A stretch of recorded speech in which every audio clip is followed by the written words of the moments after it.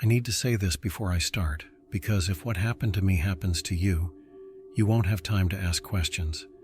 If someone knocks on your door on New Year's Eve and tells you they're just making sure everyone made it, do not answer. Don't look through the peephole. Don't speak. Don't unlock anything. Sit still and let them leave. I didn't. And I've been trying to convince myself for months that I'm not still being checked. Last year, I was living alone in a small apartment complex outside Cedar Falls, Iowa. It was one of those older buildings with thin walls, loud heaters, and a shared front entry that buzzed whenever someone came in or out. Most of my neighbors were quiet, older people, and a few college kids who were gone for the holidays. By the afternoon of December 31st, the whole place felt half empty. I wasn't planning on going anywhere.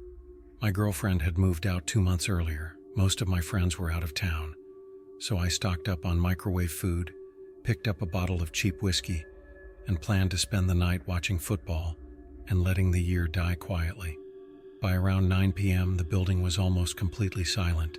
No music, no parties, no doors slamming, just the hum of the boiler and the occasional car driving by on the road behind the complex. That was when the first knock came. 3 slow knocks on my apartment door. Not aggressive, not urgent, just steady. I froze on the couch, staring at the door. Nobody ever knocked on my door. Everyone who knew me texted first. "Hello?" A man's voice called from the hallway. Calm, friendly, too calm.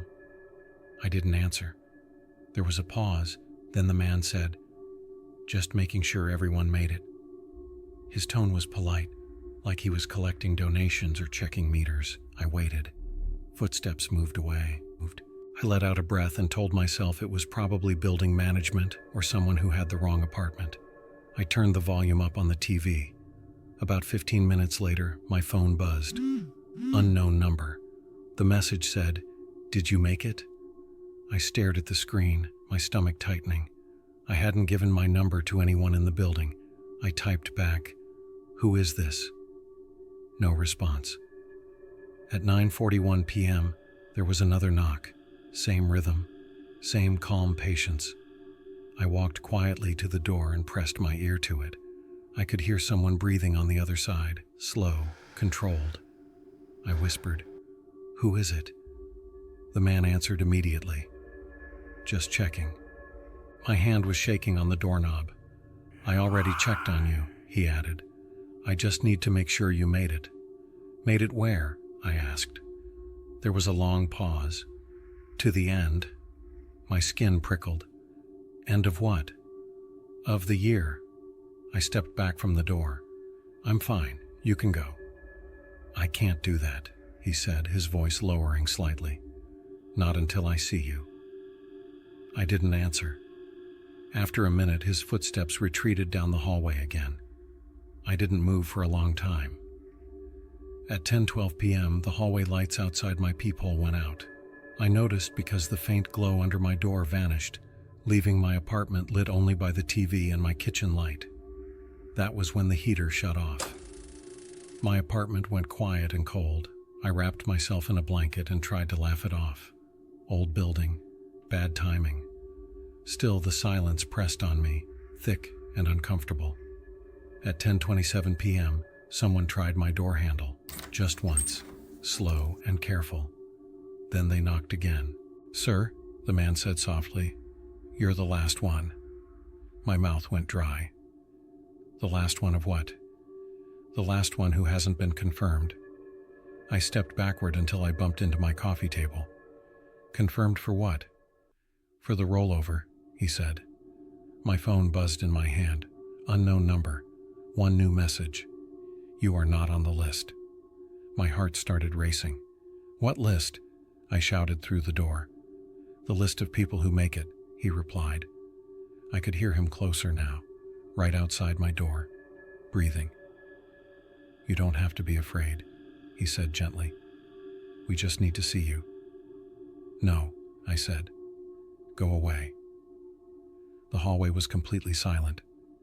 Then the elevator dinged.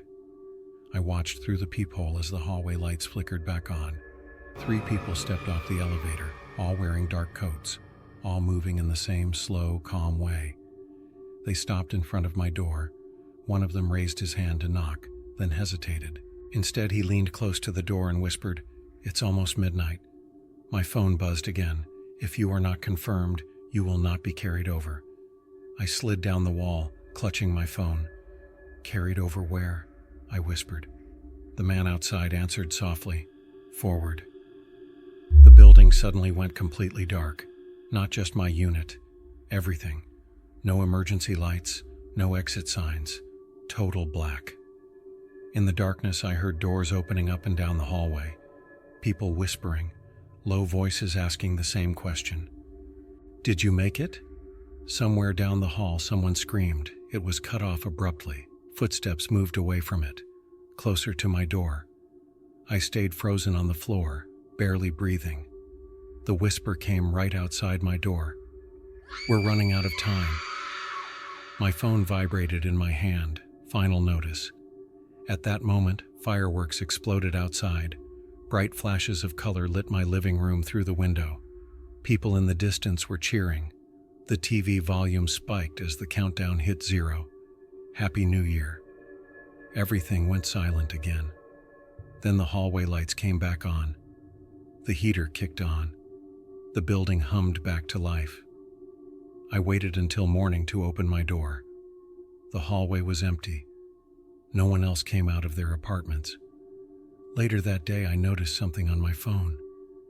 My message history from the unknown number was gone. My call log showed no record of the night at all. But taped to the inside of my front door was a small white sticker. Printed in plain black letters, it said, "Confirmed." Sometimes late at night, my phone lights up with no signal, no number, no message. Just one word on the screen: reconfirm.